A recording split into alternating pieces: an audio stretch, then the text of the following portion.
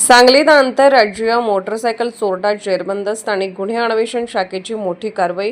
तब्बल 9 मोटरसायकली जप्त. सांगलीच्या स्थानिक गुन्हे अन्वेषण शाखेने मोठी कारवाई करत आंतरराज्य रेकॉर्डवरील मोटरसायकल चोराला अटक केली आहे. या कारवाईत तब्बल 9 मोटरसायकली जप्त करण्यात आल्या असून सुमारे 5,30,000 रुपयांचा मुद्देमाल हस्तगत करण्यात आला आहे. अटक करण्यात आलेल्या आरोपीचे नाव रणजित श्रीरंग लोखंडे, वय 24 वर्ष, राहणार मल्हारवाडी, मंगसोळी, तालुका कागवाड, जिल्हा बेळगाव असे आहे. पोलिसांनी दिलेल्या माहितीनुसार 23 मे 2026 रोजी सांगली शहरात पेट्रोलिंग सुरू असताना स्थानिक गुन्हे अन्वेषण शाखेला खबऱ्यामार्फत माहिती मिळाली होती. आरोपी रणजित लोखंडे याने चोरलेल्या मोटरसायकली वसंतदादा मार्केट परिसरातील एका दुकानामागे लपवून ठेवल्या आहेत आणि तो त्या विक्रीसाठी घेऊन जाणार आहे. माहिती मिळताच पोलिसांनी तात्काळ सापळा रचत घटनास्थळी धाव घेतली.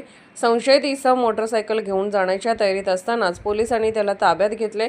सखोल चौकशीत आरोपीने मिरज ग्रामीण, मिरज शहर, MIDC कुपवाड, कागवाड, कुडची, चिंचली तसेच कर्नाटक राज्यातील विविध भागातून मोटरसायकली चोरी केल्याची कबुली दिली. या कारवाईत पोलिसांनी आरोपीकडून एकूण 9 मोटरसायकली जप्त केल्या असून मोटरसायकल चोरीचे 7 गुन्हे उघड करण्यात पोलिसांना यश आले आहे. विश्रामबाग, मिरज शहर, MIDC कुपवाड, मिरज ग्रामीण आणि कागवाड पोलीस ठाण्यातील गुन्ह्याचा या तपासात उलगडा झाला आहे.